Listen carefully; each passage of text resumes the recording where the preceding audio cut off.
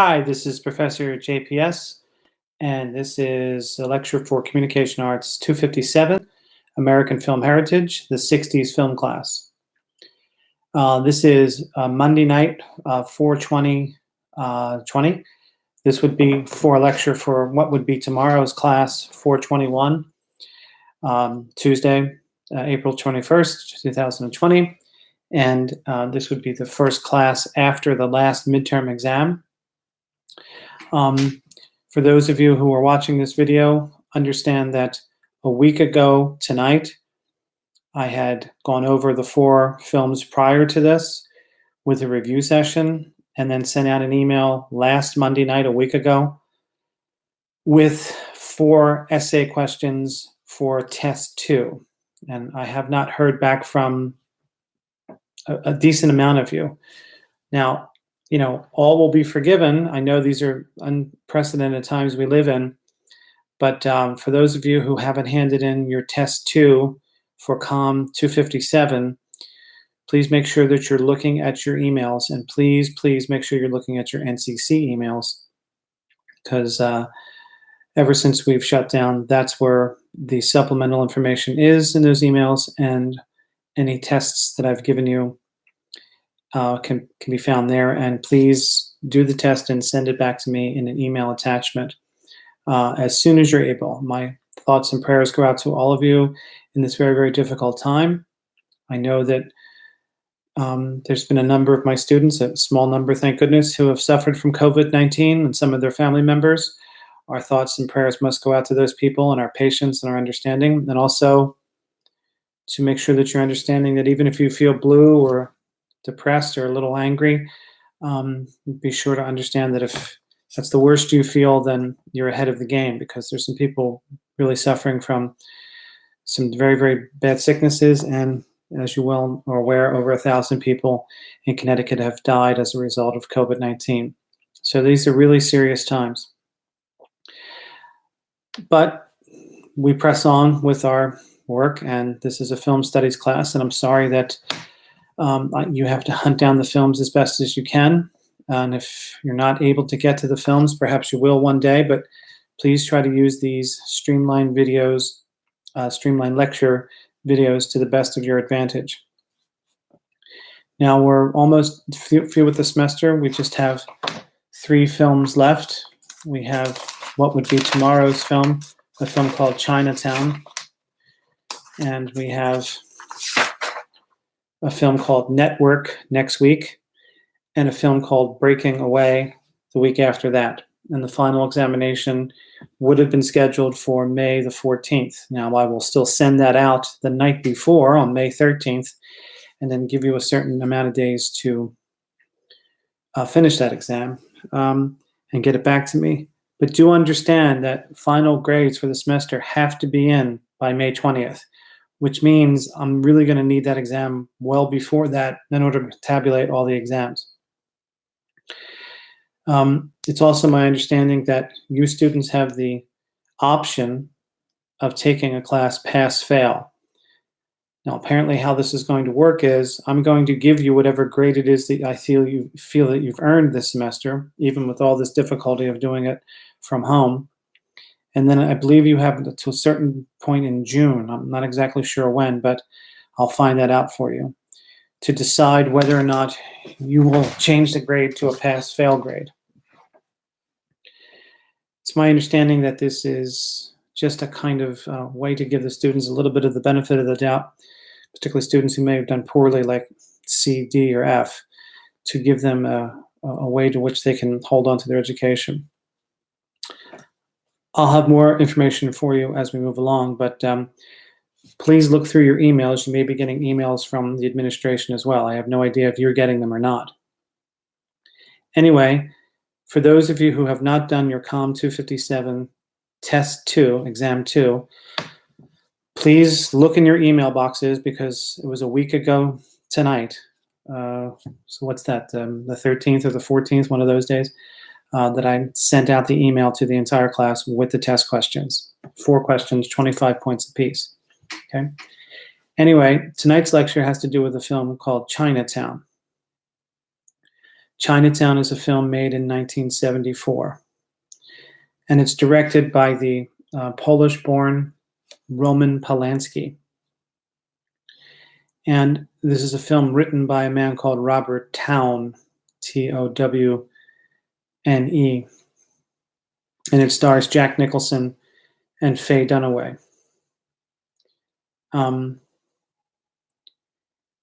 It's a very interesting film, and it can be a bit of a confusing film.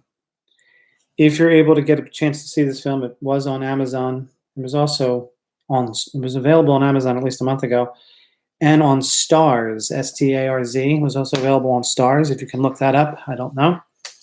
Or if there's a way you can find it, I would strongly recommend that you do. It's a terrific movie. It's a really well-made film. Now, I don't really care if you understand the plot of the film. That's not really that terribly important to me, because the plot can be somewhat confusing in this film, okay? What I want you to watch for as best as you can is the overall mood and tone of the film, and ultimately what the film is getting at. This, like some of the other films we have seen in this course on films of the 1960s/early 70s, is a film that is filled with a sense of a feeling of the contemporary times of the 60s/70s, even though it takes place in the 1930s. Just like Bonnie and Clyde, just like The Godfather, just like American Graffiti. This is a film that takes place in a different time period than the 60s, yet is filled with 60s/70s sensibilities of anti-authority, anti-establishment. It's quite critical of capitalism and quite critical of power and corruption. That's the key idea with this particular film. Let me just give you a little bit of exposition about this particular film. This film is a detective story. It's a whodunit, okay? And what it's about is about, in Los Angeles in the early to mid 1930s, during the height of the Great Depression, there is an ever-long drought that's happening in Los Angeles. Los Angeles is near an ocean, but it's also near a desert. In the ocean, you cannot drink. So you have to have a water supply that's doing the best it can to help the people who live in that area. And suddenly, there's water being diverted out of nowhere into the Pacific Ocean, from reservoirs. People are stealing water from reservoirs and dumping them into the ocean, even though they're in the middle of a drought. And there's a plan to try to make this a dam that's supposed to be built somewhere else. Now, the movie, in a lot of ways, is about water.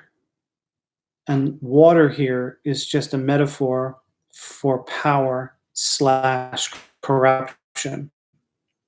And it's a fairly confusing film in terms of the ideas of whodunit. Okay? Don't worry about that when you're watching the film. Just try to let the film move with you, because there's what happens toward the end of the film. There's no way you could predict it. It's a heartbreaking, strange, rather bold surprise ending toward the end of the film. And what the film is trying to get at is updating an old-time kind of filmmaking style for the then contemporary 1970s. It's made in 1974, the film. And that's where the film is really intriguing and really interesting. Let me explain what I mean a little further. This film is part of what is called film noir, okay? Film noir, Noir.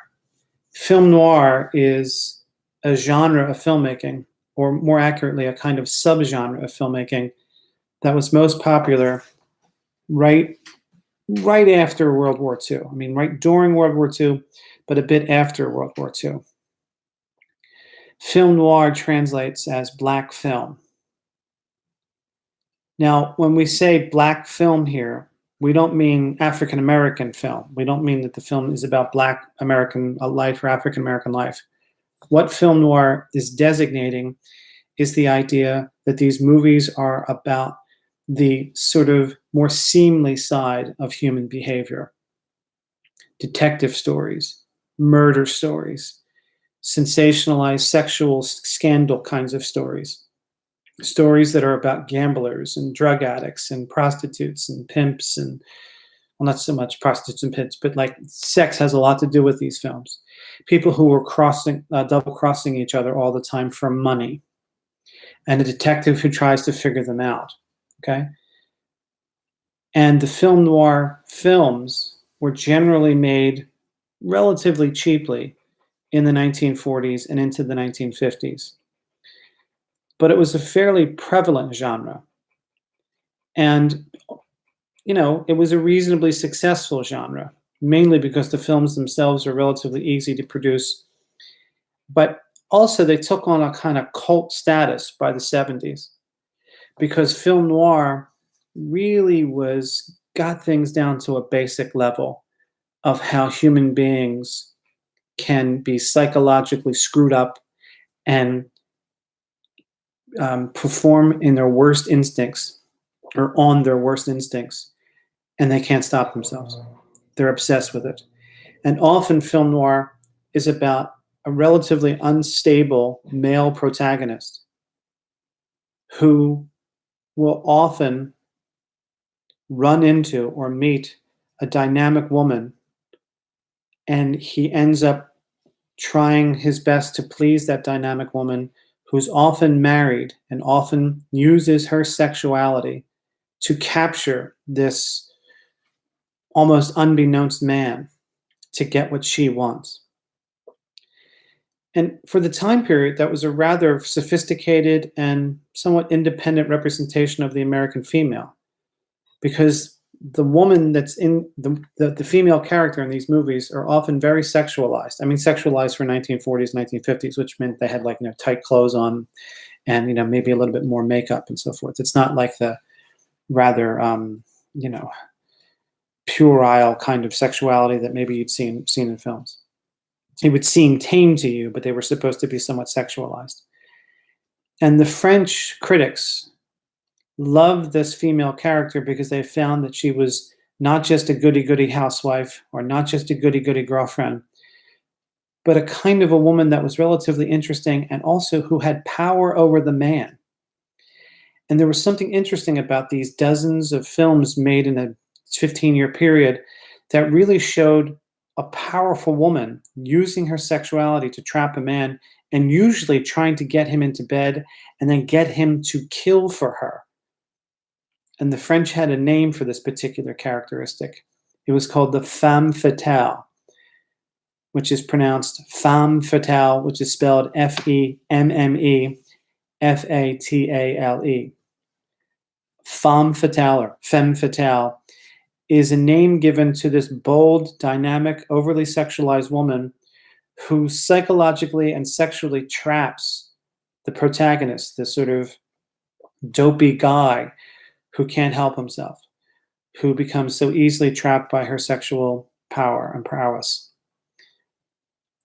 The femme fatale is a character in most film noirs that give the film a great deal of conflict and to some degree excitement and tension. And they were fairly progressive for the time period because sexuality has always been in movies, but this was a different kind of sensuality and sexuality with the femme fatale character. Okay, there's some terrific movies made along those lines, and they're often very bleak, but they're also like you find yourself rooting for these doomed characters because they keep making the same terrible mistakes and end up dooming themselves. And the films were dark, visually dark, filled with shadows. And the films were often quite psychological. The characters weren't quite making the right decisions for their own selves. Interesting movies. Um, and they're often very, very fatalistic. What happens in film noir films 9 times out of 10 is the people die. Excuse me, people die at the end of the film. Now, those films petered out really by the early to mid 50s. They would show up once in a while after that, but primarily by the time our film Chinatown is made, it was seemingly a thing of the past. Chinatown is made around the same time as The Godfather, a couple of years later. In fact, it's made the same year as The Godfather Part 2. And Chinatown is a really mature, smart, somewhat confusing assessment of real corruption in Los Angeles. So even though it takes place in the 1930s, its mature and political sensibilities were perfect for the Watergate era, that is to say, the era of Nixon and the era of political failure in the 1970s. You may remember from some other lectures we were discussing how the 60s turned into the 70s and how the 60s had an anti-authority, anti-establishment sensibility. And these things turned into the 70s with a little bit more cynicism. And part of that cynicism was that America lost the Vietnam War, America went into a kind of recession, and America lost its president, who resigned this close to being impeached. So there was this era of malaise, or this era of a sort of the country understood its leaders to not necessarily be telling the truth all the time. And it was a kind of psychological torment that the United States was under. But the films of that era were representing a realistic depiction of how corruption actually works, how even the good guys are corrupted by money, and that lawyers and judges and the police are sometimes owned by the very powerful corporate capitalist players in particular areas of American life.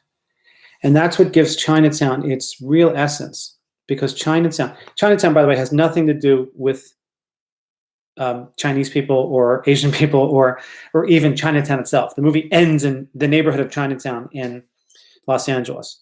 So don't be thrown by the title. The title is about a way of life, about a cop who could no longer stay a cop because he was given his beat in Chinatown.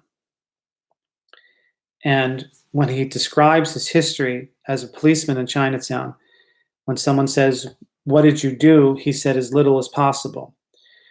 And what that means is, even though he was supposed to be a good guy on the police force, helping his fellow human being, helping his fellow Los Angelino, in Chinatown, it was difficult because of the corruption, of the idea that he had trouble with the language, of the idea that everyone looked the other way for payoffs and gambling and prostitution and drug running, and that a cop, even with the best intentions, could not really make a difference. So he leaves the police force and becomes a private detective. And as a private detective, he's smart and he's agile, and it's Jack Nicholson doing this, and he's trying to figure out a particular murder that has to do something with this water that he can't quite figure out what's happening. And there's a woman involved, and you think the woman is going to be like this femme fatale that we discussed earlier, and it's filled with surprises toward the end. The movie has such a heartbreaking and interesting surprise at the end that it really challenged audiences, and it brought this old film noir kind of framework and brought it to the 70s in beautiful color instead of black and white, and brought it with Jack Nicholson's fun and smart attitude and his Weisenheimer ways, and it brought it with Faye Dunaway, the terrific actress who plays a woman who we think is going to be a femme fatale. So it has all the ingredients of a film noir film from the 40s, but it's not. It kind of goes through this different grinder of the 60s. It kind of goes through this different grinder of the 60s/70s. So what you have is a real update, a real genre that is bolstered by the take that it gives this particular film. And I won't give away the ending because I'm hoping enough of you will be able to watch it and see it. Don't worry if you're not understanding plot point to plot point. just make sure that you're watching what happens with Faye Dunaway when she has a big revelation. By the way, the word is revelation, not reveal. Reveal is, it's part of the verb. Revelation is the noun. Anyway, and the Jack Nicholson character, who has done everything correctly all the way through the film.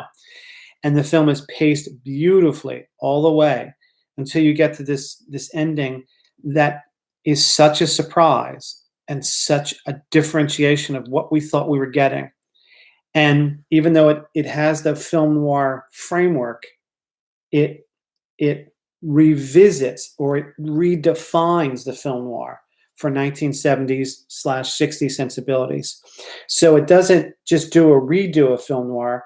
It takes the film noir stuff and it makes it better. It makes it more contemporary for 1974. And it's such a terrific film in terms of how it describes corruption and capitalism in the early 1970s and how it speaks to the immediate then contemporary times. It was fresh, it was engaging, it was up for a bunch of Academy Awards. It won some, it didn't win many, but it was a really well-crafted film. Okay, so when you see the film, please don't get bogged down in the plot points. Just understand that they're searching for who could have killed this one person, and I won't tell you who it is, and for what purpose. And then just the abject cruelty, what's revealed at the end, is something you will never expect. And that's what makes the film really, really clever and really, really smart. Also, your reading for the film. Now, I must admit, I'm not sure what happened, but the program notes that you have here are good. These will be very, very useful for you for your final in about a month from now. Okay, it gives you 4 basic plot points. Or I'm sorry, not plot points, but 4 basic points that you can understand the depth of why this film is pretty good. And then at the top, it gives you a little more information of what I had given you earlier. And then there's a 2-page reading from McGill's survey. And I'm not sure what happened. I think it's missing 1 page. I must have had to run out of NCC too quickly before I was able to make enough proper pages. But there are things underlined for you. So in your reading, you'll be able to get a sense of the underlying information in here. Okay, so just do your best to make sure you're looking at that. Again, the film stars Jack Nicholson and Faye Dunaway. They're the key actors in the film. It was made in 1974. And it's ever so loosely based on real events in the 1930s, although not the specific plot points, but just the general idea about a dam that was being built in Los Angeles and what the Chandler family, a very powerful family in Los Angeles, had to do with it. It's not based on the Chandler family, but roughly it's based upon some of the elements that were happening with droughts and reservoirs in the 1930s in Los Angeles. A couple of other things in terms of what's in front of us. Send your screening sheets to me in attachments once you have them. Do try to make sure you're looking at your readings. The readings I think are useful. They're very useful for you. Please make sure you're doing that. Please do send me, for those of you who have not sent last week's test, to send it, okay, in an attachment. Do your best. Or just send me an email saying, Shields, I'm a little late on that. Sorry, I'm working a lot of hours. Or I got a lot of worries. I understand. But as long as I know it's coming, when there's no information, it's kind of hard to not know what's going on. It's also important that you have a sense of pre-registration. Pre-registration in the spring for the fall is always important. Pre-registration in the spring for the fall for this semester is probably even more important. I know that it's hard to work from home. Most of you, don't want to do that. You're not used to it. You're 18, 19, 20 years old. You're used to being in the world. But you're going to have to concentrate over these next 4 weeks to make sure that you get out of this semester okay. So I don't know what's going to happen in terms of the fall semester. We're going to have a fall semester. Whether we're going to be in the classroom, I do not know. I would think so, but I don't know for sure. No one seems to know. We're bending the curve, but we're not there yet. But it's imperative that you register for classes, okay? Um, I would be happy to help you register for any classes that you need. What I don't know is what classes you need.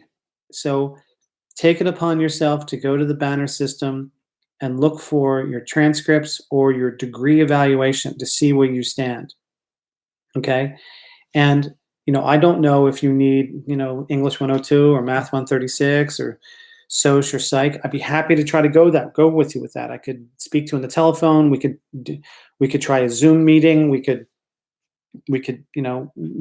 send me a couple of students have sent me their degree evaluations, and I've gone over them and I said, I think you should take this, that, and the other. But it's even more important that you kind of do a little bit of this on your own, because you can't just walk into an office right now and bother me or not that it's a bother, but you know what I mean, ask me or ask any of the counselors.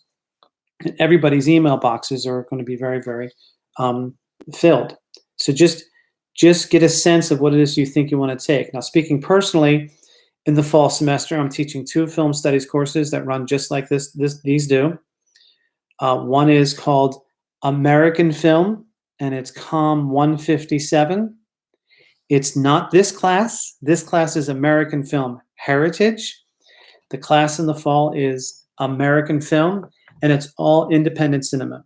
And it's on Tuesdays 1 to 4:15, just like this one is, okay? But make sure you understand that it's a 100 level class, and it's American Film, not American Film Heritage, okay? All independent cinema.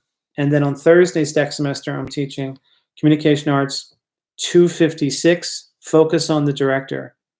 And that is a class in auteur theory, which is basically famous filmmakers from many, all different eras. And that is 1 to 4:15 on Thursdays, okay? Both classes are once a week, all right? And we watch films in them. Now, I don't know what's going to happen if we're not in the classroom. Maybe I'll have to adjust it. I'm just hoping you guys are able to download these films in some capacity. Sometimes if you just Google it, it gives you, a choice to try to see these films. I know it costs a little extra money. I'm sorry, there's nothing I can do about that. But do your best to access these films and watch them in your own time. In the fall, hopefully we'll be back in the classroom. But it's the number of students that we need to register that's important. Now, I think 1 or 2 things either are going to happen. One is either so few students are going to register in enough time between now and even over the summer, because they just feel like disconnected somehow, that classes will be canceled. And you won't be able to get them if we open back up in the fall. Or a number of parents in Fairfield County and maybe even above Fairfield County whose children now go to WestCon or Southern or I don't know, Wesleyan or something, or UConn Stanford or UConn itself are going to say, no, the economy's too bad. We're going to send you to NCC to get your Englishes and your maths and your humanities stuff out of the way. So it could very well be that, strangely, we might have more students than normal. It's really anybody's guess as to what's going to happen in the fall. But speaking to you personally, if you're thinking of being at NCC this fall, it's really important that you do your best to know what classes you want to take, okay? Now, for some reason, all the classes that are listed in communication right now, all the faculty members, it just says staff next to it. That will be corrected sooner or later. I am teaching my 2 film studies courses, which you're well aware of. The other thing is, of course, we have film and TV production courses. Those are good courses to take for the fall semester. And we also have journalism classes, introduction to journalism. And for those of you who may be in journalism, or for those of you who are in communication arts, if you need a 200 level writing class, which you probably do, in the fall we're offering 2 of them: digital journalism, which is once a week on Tuesday nights, and media writing, which is Monday and Wednesday at, I think, 1 or 11:30. No, 11:30. And that woman who teaches that is a delightful woman who works for Bloomberg News. Sometimes she takes the students down to Bloomberg News to see what it's like. She lives in New Canaan. She's terrific, okay? So those are some courses for the fall semester, but please, please email me. You can't just let this slide by, because we have to have bodies in the classroom in the fall. And I know that these are difficult times and you're not sure what's happening, but I implore you as best you can to think about what classes you need and just email me. And when you email me, just say, hey, it's Joe Smith or Jane Smith from COM 257. This is my question, right? Don't just say, hey, Shields, it's me, because I have so many students that I have to figure out which class you're in. And if I do that enough times a day, it's kind of hard. But if you tell me exactly who you are and what class you're in, I can focus a little easier and point to a file here in my dining room to find out who you are and what classes you may need. Okay, so just keep that in mind as we move forward. It's very, very important. In terms of Chinatown, again, it's similar to Godfather. It's similar to MASH. It's similar to American Graffiti. It's similar to Bonnie and Clyde in that it takes place a long time ago, but it's about more or less the 60s/70s sensibility. Even though it takes place in the 30s, it's speaking from a voice of anti-authority, anti-establishment, being critical of capitalism, critical of America, critical of corruption, showing it for what it is. And also the other thing is, it helps to alter and redefine film noir. It updates film noir. It breathes new life into film noir.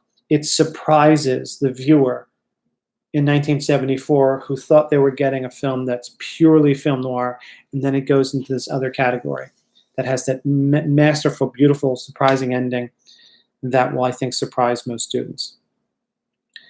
Another thing I want you to look for in the film is just how water is used as a kind of metaphor. Very often in the film, water or the residue of water is just hinted at and just shown, whether it's a water in a glass or a car that's overheating with steam, or the sound of wiping glasses with water, the sound of people drinking water, the sound of what else? There's waters that's dripping from faucets. There's waters rushing through the reservoir, flooding out a zone. There's pools and ponds and oceans. Water is always just around. It's just around to show us subtly that the film's recognition of an elemental basic need of human life is still bought and sold and treated corruptly. And it's really, really cleverly done. And Jack Nicholson is really quite good in the film, okay? He's smart, he's funny, he's a wise talking kind of guy who finds himself in 4 or 5 very, very different situations and is able to get out of them. And in fact, he's able to solve the case. That much I'll tell you. But solving the case isn't everything in this overly corrupt universe that's updating a film noir motif or a film noir version for the 60s/70s. That's what gives the film its pivotal strategies. Watch for pace. Also watch for the cinematography. Watch for the sense of the color palette, the color palette and tone of the film. It's really enriching. It's really beautifully photographed. And don't worry about plot points. Worry more about just having the film work from the perspective of who has this particular power, and try to follow it as Nicholson follows it as best you can, okay? And look for some possible foreshadowing if you're really into it. It's a beautifully made movie. It really is. And then when we meet again, what we will do is discuss some of the aspects of Chinatown before getting into the film Network, which is a very beautifully made, acid-tongued predictor of what life has been in store in the last 40, what life has had in store in the last 40 years. Okay? And just keep an eye on the syllabus. I hope you all have your syllabi. Keep an eye on your syllabi. Let me just remind you, Chinatown would have been tomorrow. April 28th is Network. May 5th is Breaking Away, which is the end of the 70s. And May 14th is the final exam. Okay, and you'll have some time to finish that final exam. But I will be putting final grades in on May 20th, or maybe even before May 20th if I have all your grades. And if I'm not hearing from people, then there's not much I can do about that. Okay? Stay safe. Treat this disease with the seriousness it deserves. Do the best you can. And be well. Thank you and good night.